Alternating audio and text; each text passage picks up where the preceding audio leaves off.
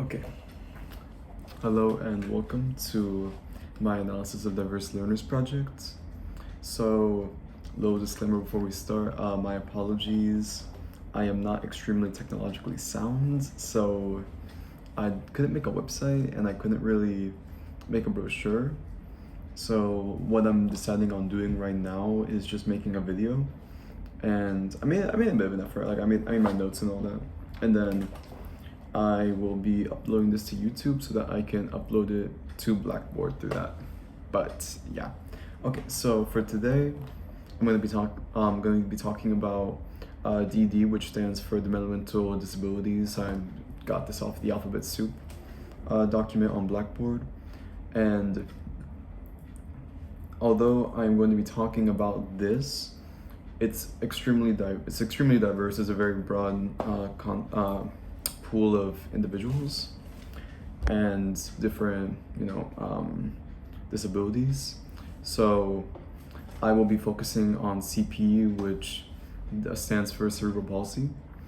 And yeah, so for the abstract, for my analysis of diverse learners, I'll be exploring DD, or developmental disabilities, which consists of various lifelong conditions that can come about before the age of 22. That's important to note because students can be in special needs or special education classrooms up until the age of 21. So it's like the range of classification. These can affect a great deal of different developmental aspects, which can range from intellectual to behavioral to linguistic and physical. As there are so many different types of disorders that may affect someone, I will be focusing specifically today on cerebral palsy. And as it is a subcategory of DD and it affects many of my specific students that I work with, I made in choice. And so I thought it would be interesting and appropriate to learn more about them. My research has only made me further realize how this disability challenges the education, communication, and daily functioning of this pool of diverse learners, and I hope my interest is shown in the same way. I present my research findings. Sorry. And I hope my interest is shown in the way that I present my research findings. And hopefully through this project, I reach teachers, families, government and educational investors, anyone really who is capable of properly advocating for increased awareness and resources to be provided for these diverse learners so that they may be educated to the best of their ability and reach their potential. Now, again, table of contents, I am not extremely educationally savvy. Not educationally savvy. I'm not extremely technologically savvy, so I don't really know how to connect the transition points, so I kind of just constructed my own little table of contents. I hope you can read it. But yeah, essentially what I'll be doing is, I already mentioned the abstract. With the works cited, another disclaimer, the works cited I will be turning in as a separate document. So just know that while you see the YouTube video, just look for the works cited. It'll be like right below it as like a separate document. But yeah. And I will, after like reading all this, I'll mention the disclaimer statement, and characteristics of cerebral palsy, identification information, medical considerations, effective educational methods, suggestions, and research and resource recommendations. R. Speaking of the disclaimer statement, because it's important to mention it, this project was constructed as a part of a course assignment. The information provided in the materials is accurate to the best of my ability, but was not constructed by experts in the field. Now, moving on to the characteristics of cerebral palsy. So, my bad. So, since cerebral palsy is a result of brain damage during development, which usually occurs either before or during birth, One often notices how these diverse learners are often in wheelchairs while in the classroom, as the brain damage is famous for disrupting muscle movement, which we will get into a little bit later. This means that those affected often have difficulty moving certain limbs, as well as making it rather difficult to maintain posture. And this is usually due to muscle stiffness. Contrastingly, however, this stiffness of muscle isn't necessarily consistent in all cases and is not a consistent feature of every single child. And and for some, they can differ between stagnant and erratic muscle movements, which many of us would see as sort of like muscle spasms. The stiffness is known as spasticity, and while erratic movements and spasms are known as dyskinesia. So muscle movement, spasticity, and then spasms and erratic movements is dyskinesia. Many of these diverse learners are predominantly in wheelchairs due to a condition known as paresis, which weakens one or both legs, making walking range, which makes walking range from rather challenging to impossible. Paresis, coupled with stiffness and spasms of the muscles, tends to make grabbing objects, and holding objects quite challenging. You'll often notice speech difficulties as well, known as dysarthria, Connected to difficulty operating muscles, these diverse learners tend to struggle formulating extended words or phrases due to an inability to properly control muscles related to speech. If you're in a special education classroom, just like myself, who's currently working at Made in Choice, you'll often note how something that's known as dysphagia. And dysphagia is an inability to chew or swallow one's own food, which is related to similar reasons as the difficulty for speech, because the muscles that cooperate to make these whole functions work, they just don't really like cooperate with one another in a way that most of us experience because of the disconnect between the mind and the muscles. That is a result of cerebral palsy in most cases. Now, next up, we talk about the identification of disorder. And these signs are often present from early childhood and are often related to coordination, muscle tone, which muscle tone is sort of like, you sort of see that the muscles aren't really like properly developed, and general movements. So just like mannerisms and all that. And as previously mentioned, speech is a prominent feature and hint of potential cerebral palsy, as an inability to perform certain linguistic tasks past a certain age raises causes for concern. Unusual posture is also a sign of potential cerebral palsy, as children who struggle to maintain or even achieve a proper posture may be experiencing an inability to control their muscles and the movements, or the muscles that they can control are very much weakened, so they can't really like stay in place for too long. Body spasms and improper balance and difficulty eating relate back to the previous points as well. In order to properly examine for it, it's recommended to take your child for physical exams, developmental/cognitive screenings, and to a speech language pathologist. Now, for medical considerations, the most common consideration is providing a student with a wheelchair, and I couldn't do a whole lot, but I did manage to put in the work and draw up a wheelchair. So, me working at Made in Choice, a lot of the students that I work with, about half of my classroom they have cerebral palsy, so they're confined to wheelchairs. And yeah, I feel like the wheelchair is a very interesting symbol, though. It's very cool. Very cool. To identify the disorder, signs are often present from early childhood. My bad. Onto medical considerations.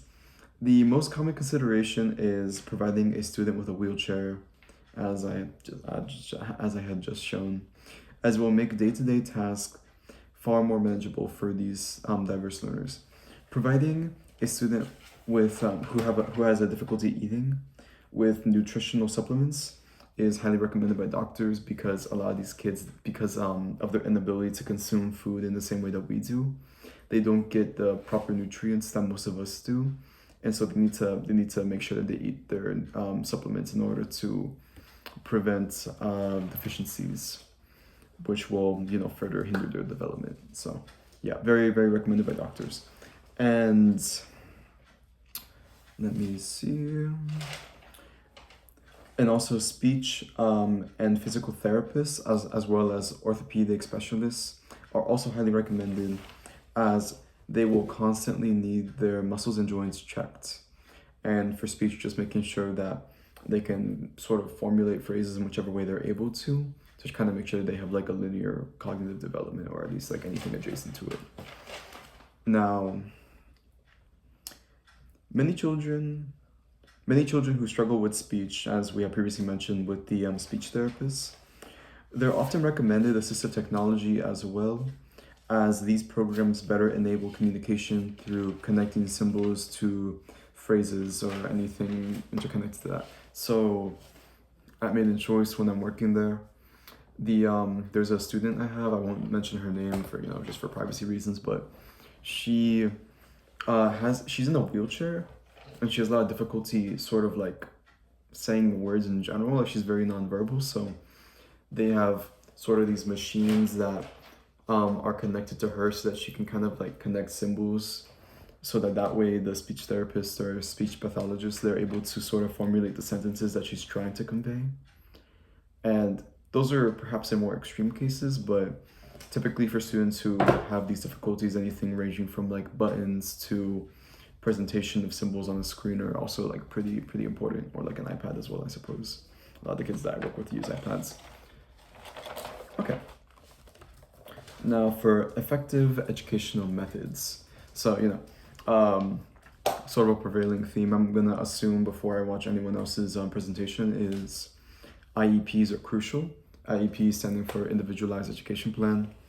And they are meant to sort of customize the curriculum in order to better accommodate diverse learners such as these children who have cerebral palsy, who have very unique needs.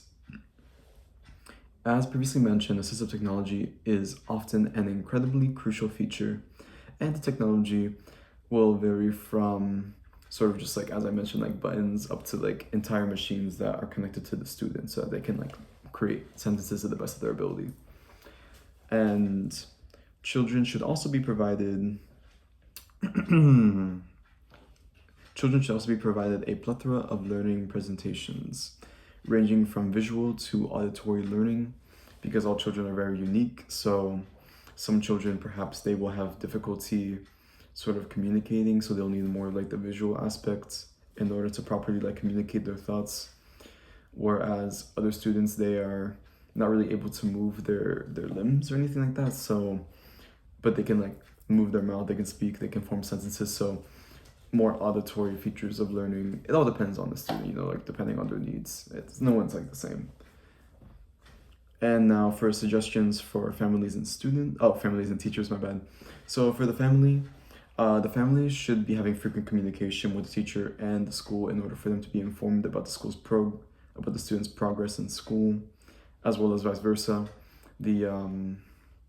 The teacher should also need to know how like the student's home life is going, because any changes to home life may be very crucial, as it will probably change the student's IEP for any variety of reasons. But yeah, so there should be frequent communication between both parties. It's not supposed to be one-way traffic.